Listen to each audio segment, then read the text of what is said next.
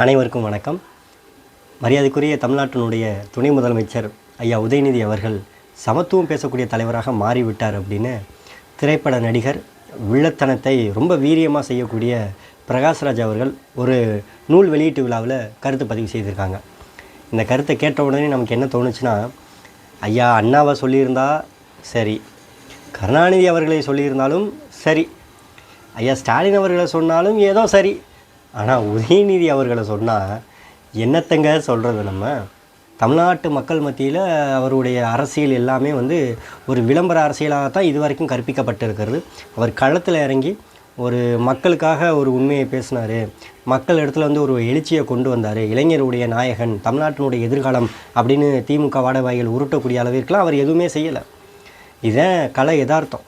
குறிப்பாக நம்ம பேருந்து நிலையத்தெல்லாம் திருடர்கள் ஜாக்கிரதைன்னு சொல்லியிருப்போம். அதை படிக்கும் பொழுது திருடர்களுக்கு ரொம்ப வலிக்கும்.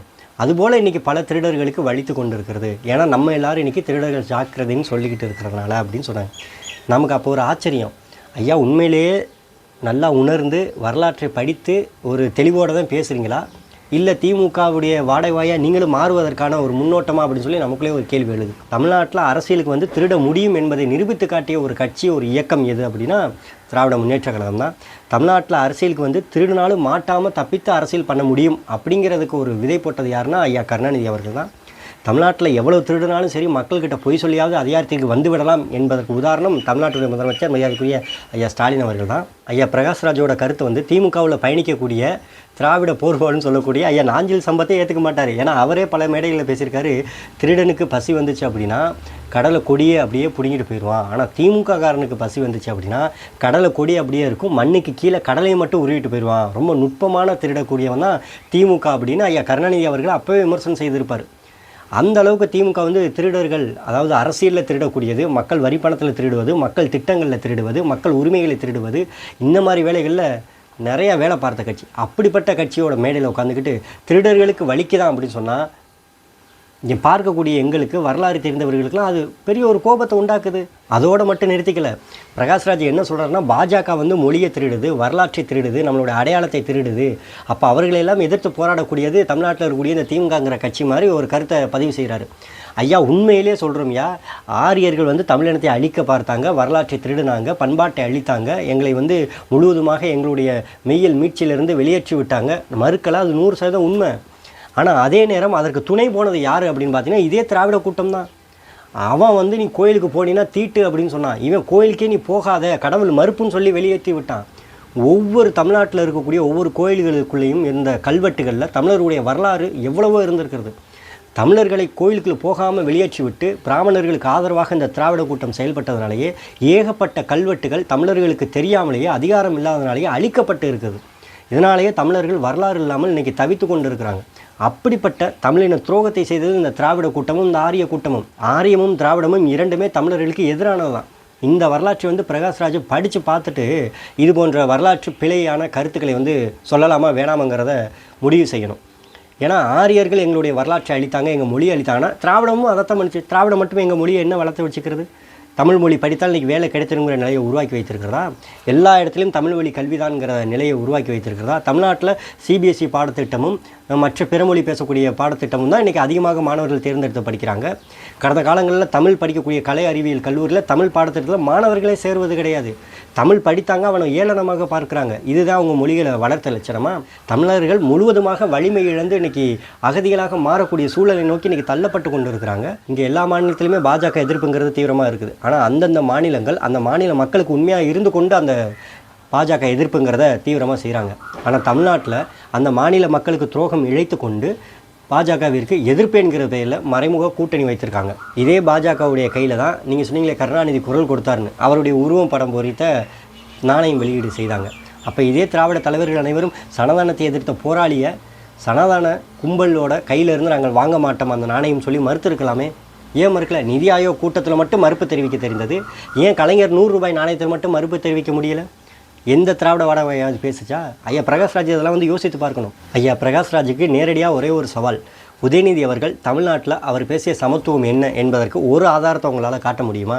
சாதி மதம் கடந்து நாம் அனைவரும் திராவிடர்களாக இருக்கணும், தமிழர்களாக இருக்கணும், தமிழ்நாட்டு மக்களாக இருக்கணும்னு ஒரு நாள் ஒரு இடத்துல பேசிய வார்த்தையை உங்களால் காட்ட முடியுமா? இது அவர் பேசிய சமத்துவமா? நாட்டு மக்களிடம் ஒற்றுமையாக இருக்க வேண்டும் என்கிற ஒரு வார்த்தை கூட பயன்படுத்தாத ஐயா உதயநிதி அவர்கள் சமத்துவம் பேசினார்னு எப்படி பச்சையாக நீங்கள் போய் சொல்கிறீங்க? திமுக சந்தித்த பொது தேர்தலில் பொது தொகுதியில் ஆதி தமிழ்குடிகளுக்கு இதுவரை வாய்ப்பு கொடுத்துருக்காங்களா? கொடுத்ததே கிடையாது. ஐயா ஆராசாவை பெரிய அளவில் இவங்க போற்றுவாங்க. ஆனால் பெரம்பலூர் பொது தொகுதியாக மாற்ற பிறகு நீலகிரியில் தான் போய் நிற்க வைத்தாங்க.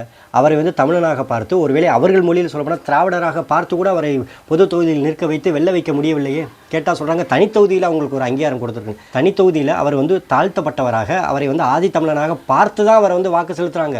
அப்போ அவருக்கான அடையாளத்தை தான் நீ அந்த இடத்துல கொடுக்குறிய ஒழிய, அவருக்கான தலை குனிவை தான் நீ கொடுக்குறிய ஒழிய, தலை நிமிர்வை நீ பொது தொகுதியில் நிற்க வைத்து கொடுக்க முடிந்ததா? கொடுக்க முடியல. 3.5 ஆண்டு காலத்தில் இந்த 2024 கூட உதயநிதியால் வந்து அவங்க கட்சிக்குள்ளே ஒரு சமத்துவத்தை கொண்டு வர முடியலையே. ஒரு பொது தொகுதியில் கூட ஒரு ஆதி தமிழ் குடிக்கு வாய்ப்பு கொடுங்கன்னு சொல்லி தளபதி மு.க. ஸ்டாலின்ட்ட பேசி எதுவும் பண்ண முடியலையே. அப்போ அவர் இங்கே வந்து சமத்துவம் பேசினார். அவர் விளையாட்டுத்துறை அமைச்சராக இருந்தார், நல்லா விளம்பரப்படுத்தினாங்க. எல்லா இடத்துலையும் மினி ஸ்டேடியம் அமைக்கப்படும் சொன்னார். திமுகவுடைய வாடகை ஊடகத்திலெல்லாம் அவரை பற்றி புகழ்ந்து பேசிக்கொண்டே இருந்தாங்க. எய்ம்ஸ் மருத்துவமனைக்கு ஒருத்த செங்கலை மட்டும் தூக்கிட்டு வந்துட்டு அந்த ஒரு செங்கலை வச்சு இது பத்தாதுன்னு எங்கள் ஐயா வைரமுத்து வேற ஏன்னா அவருக்கு திடீர்னு இப்படி கோளாறு பிடிச்ச ஆளாக மாறுகிறாருன்னு தெரியல. அவர் 10வது குறைக்கு ஒற்றை செங்கலால் கட்டிய கோட்டை தான் உதயநிதி அப்படிங்கிறாங்க. முடியலை. ஏன்னா இந்த தமிழ் இனத்தில் மட்டும் இப்படிப்பட்ட குழப்பவாதிகள் தொடர்ந்து பயணித்து கொண்டே இருக்கிறாங்கன்னு நமக்கே புரிய மாட்டேங்குது. ஒன்று தமிழ் பக்கம் நில்லுங்க, இல்லை திராவிடம் பக்கம் நில்லுங்க. ரெண்டுத்துக்கும் இடையில ஏன் இப்படி குழப்புறீங்க? நீங்கள் இவர்களை ஆதரிப்பதன் மூலிமா தமிழ் மொழி அழியுது, தமிழர் வரலாறு அழியுது, இந்த அரசியல் பின்னடைவை நோக்கி போகுது. உங்களால் தமிழ்நாட்டு அரசியலில் ஒரு மாற்றத்தை உருவாக்க முடியாதா என்று நினைக்கக்கூடிய ஒரு இளைஞர் கூட்டத்திற்கு தான் பெருத்த ஏமாற்றமாக அமைகிறது. அது பெரிய ஒரு பின்னடைவாக அமையுது. உங்களை போன்றவர்களை எங்களால் வந்து விமர்சனமும் செய்யவும் முடியலை, உங்களை போன்றவர்களை எங்களால் திருத்தவும் முடிய மாட்டேங்குது. அதை எதுவுமே கற்றறியாதவன் கூட பட்டறிவை வைத்து திருத்தி விடலாம் போல், கற்றறிந்தவர்களை அனைத்தும் அறிந்தவர்களை நாம் திருத்துவதற்கு இனி யாரை கொண்டு வந்து, எந்த ஞானியை கொண்டு வந்து உங்களெல்லாம் திருத்த முடியும்னு நமக்கு தெரியல. அப்படி தான் இன்றைக்கி திமுக மேடையில் பலரும் இன்றைக்கி வந்து வாய்ச்சொல் வீரராக மாறிக்கொண்டு திமுகவை உயர்த்தி பேசிக்கிட்டு இருக்கிறாங்க. தமிழ்நாட்டில் பாஜகவை எதிர்க்கணும் அப்படின்னா அதுக்கு திமுகவை ஆதரித்தால் மட்டும் போதும் என்கிற ஒரு கற்பனை வாதம்ங்கிறத உடைத்து எரிய வேண்டும். அந்த கற்பனை வாதம் தொடர்ந்து வந்து கொண்டே இருந்தால் தமிழ்நாட்டில் திமுகவை இவர்கள் பாராட்டி கொண்டே இருப்பாங்க, விளம்பரம் செய்து கொண்டே இருப்பாங்க. ஆனால் பின்னாடி பார்த்தீங்கன்னா பாஜக வளர்ந்து கொண்டே இருக்கும். இன்றைக்கி அதிமுகங்கிற ஒரு கட்சி இன்றைக்கி பெரிய ஒரு எழுச்சி இல்லாமல் இன்றைக்கி ஒரு ஓரத்தில் போய் இருக்குது. ஆனால் பாஜகங்கிற கட்சி இன்றைக்கி விளம்பரப்படுத்தப்படுது திமுகவால். திமுக விரும்புது தமிழ்நாட்டில் வந்து பாரதிய ஜனதா கட்சி மிகப்பெரிய வளர்ச்சி அடையணுங்கிறத திமுக திட்டமிட்டு விரும்புகிறது. பாஜகங்கிற ஒரு கட்சி தானாக எழும்பொழுது எதிரணியில் நம்மை மட்டும்தான் மக்கள் ஆதரிக்க தொடங்குவாங்க, வேறு யாரையும் ஆதரிக்க மாட்டாங்க. நமக்கு பரப்புரை பண்ண தேவையில்லை, மக்களுக்கு நல்லது பண்ண தேவையில்லை, தானாகவே மக்கள் நம்மை நோக்கி வாக்களிக்க வந்து விடுவார்கள் என்கிற ஒரு எண்ணத்தின் அடிப்படையில் பாஜகவை திட்டமிட்டு வளர்த்து விடுவது இன்றைக்கி திமுக.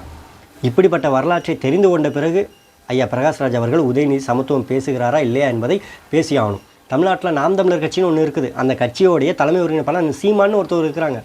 அவர் பேசுகிறத ஒரு முறை பிரகாஷ்ராஜை எடுத்து பார்க்க சொல்லுங்கள். அவர் பேசியது சமத்துவமா, உதயநிதி பேசுவது சமத்துவமா, இல்லை உதயநிதி இதுவரை சமத்துவத்தை பற்றி எதாவது பேசி இருக்கிறாரான்னு ஒரு நிமிடம் தேடி பாருங்கள், தெரியும் உங்களுக்கு. தமிழ்நாட்டு அரசியலில் சமத்துவம் என்கிற வார்த்தைக்கு அரசியல் செய்து கொண்டு இருக்கிற ஒரே ஒரு இயக்கம் நாம் தமிழர் கட்சியும் அண்ணன் சீமான் அவர்களும் தான். அப்படிப்பட்ட அண்ணன் சீமான் அவர்களையே இன்றைக்கி வந்து சமத்துவம் பேசி கொண்டு இருக்கும்போது ஆரிய சக்தின்னு சொல்லி உங்களுடைய திமுக பேசுது. பிரகாஷ்ராஜுக்கு மனசாட்சின்னு ஒன்று இருந்தால் சீமான் பேசுவது சமத்துவமா, உதயநிதி திமுக பேசுவது சமத்துவமாங்கிறத ஒப்பிட்டுலாம் பார்க்க வேண்டாம், தேடிலாம் பார்க்க வேண்டாம். ஒரு நிமிடம் போதும் அண்ணன் அவருடைய காணொலியை பார்த்தா யார் பேசுவது சமத்துவங்கிறது நல்லா தெரிஞ்சிடும். ஆனால் ஒன்று மட்டும் தெளிவாக புரிதுங்க, ஐயா ஸ்டாலின் அவர்களுக்கு இதுவரை இந்த வாடகைவாய்கள் உருட்டிய உருட்டுகளை நம் மனம் ஏதோ ஒரு விதத்தில் ஏற்றுக்கொண்டது. ஆனால் உதயநிதி அவர்களுக்கு திட்டமிட்டு பதவியை கொடுத்து விட்டு, திட்டமிட்டு அங்கீகாரம் கொடுத்து விட்டு, திட்டமிட்டு விளம்பரம் படுத்தி இன்றைக்கி துணை முதல்வராகவும் அமர வைத்து விட்டு, இவர்கள் என்னமோ அவர் தானாக கஷ்டப்பட்டு தானாக மேலெழுந்து வந்து திமுகவில் அடிமட்ட தொண்டராக இருந்து மேலெழுந்து வந்து இப்போ எல்லா சுவர்லையும் சுவரொட்டி ஒட்டி பெரிய ஆளாக வந்து இன்றைக்கி தமிழ்நாட்டு மக்கள் மத்தியில் பெரிய ஒரு எழுச்சியை உண்டாக்கி மக்கள் அனைவரும் ஒரு வீட்டு முன்னாடி போய் போராடி உதயநிதி வாங்க, உதயநிதி நீங்கள்லாம் துணை முதல்வராக இருக்கணும், உங்களை விட்டால் காப்பாற்ற வேறு வழியே இல்லைன்னு சொல்லி அவர் அதிகாரத்தில் கொண்டு வந்து உட்கார வைத்த மாதிரி கொடுக்குறீங்களே ஒரு பில்டப்பு. கோடி கும்பிடு உங்களுக்கு, ஆளை விட்டுருங்க சாமி.